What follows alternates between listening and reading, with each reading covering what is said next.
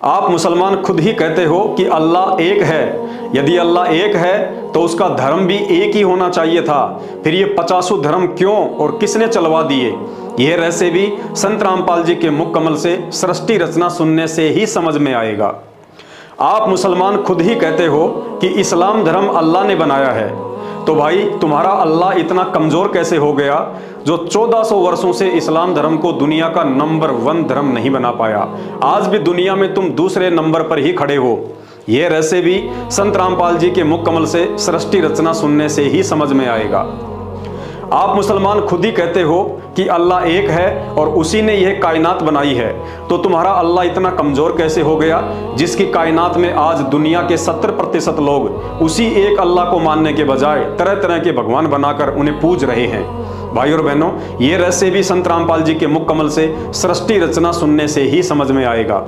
आप मुसलमान खुद ही कहते हो कि अल्लाह कादर है, तो भाई फिर उस कादर अल्लाह ने पूरी दुनिया के इंसानों की एक ही भाषा क्यों नहीं बनाई? अपने ही बंदों को तुम्हारे अल्लाह ने क्यों अलग अलग देश बनाकर टुकड़ों में बांट दिया, जिन टुकड़ों के लिए आए दिन दुनिया में युद्ध होते रहते हैं? भाई और बहनों, यह गुप्त रहस्य भी संत रामपाल जी भगवान के मुकम्मल से सृष्टि रचना सुनने से ही समझ में आएगा। तुम्हारा अल्लाह एक है, तो क्यों उस अल्लाह ने किसी को काला तो किसी को गोरा, किसी को अमीर तो किसी को गरीब बनाकर दुनिया को 2 हिस्सों में बांट दिया? क्या अल्लाह भी इंसानों की तरह भेदभाव करता है? भाई और बहनों, ये रहस्य भी संत रामपाल जी भगवान के मुकम्मल से सृष्टि रचना सुनने से ही समझ में आएगा। आप मुसलमान खुद ही कहते हो कि अल्लाह का कोई आकार नहीं है, उसे देखा नहीं जाता है और ना ही अल्लाह इंसानी रूप में धरती पर आता है। तो भाई जो ना आता है, ना जाता है, ना दिखाई देता है, ना उसका कोई रूप है, ना आकार है, ना वो किसी से मिलता है, ना बात करता है, ना तुम्हें ये पता कि वो रहता कहाँ है, करता क्या है, खाता पीता क्या है? अरे भाई विचार करो, फिर तुम इबादत किसकी करते हो? नमाज और रोजा किसके लिए करते हो? जब वो सुनता ही नहीं है तो बंग मारकर अजान किसे सुना रहे हो? तुम्हारी तो थ्योरी और प्रैक्टिकल दोनों ही गड़बड़ हैं। भाई और बहनों, ये गुप्त रहस्य भी संत रामपाल जी भगवान के मुकम्मल से सृष्टि रचना सुनने से ही समझ में आएगा।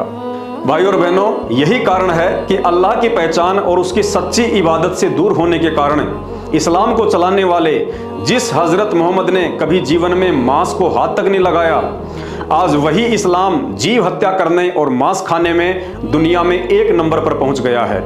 सब के सब नशा, मांसाहार, चोरी, जारी, ठगी, रिश्वत, मिलावट, झूठ, पाखंड, लड़ाई झगड़े और व्यभिचार जैसे कुकर्मों में लिप्त हैं और फिर भी सर्वश्रेष्ठ होने का सूखा ढोल पीटते रहते हैं। जब जब देश दुनिया पर मुसीबत आती है तो इंसानों की मदद के लिए ना तो मुसलमानों का अल्लाह सामने आता है, ना हिंदुओं का राम और ना ही ईसाइयों का जीसस।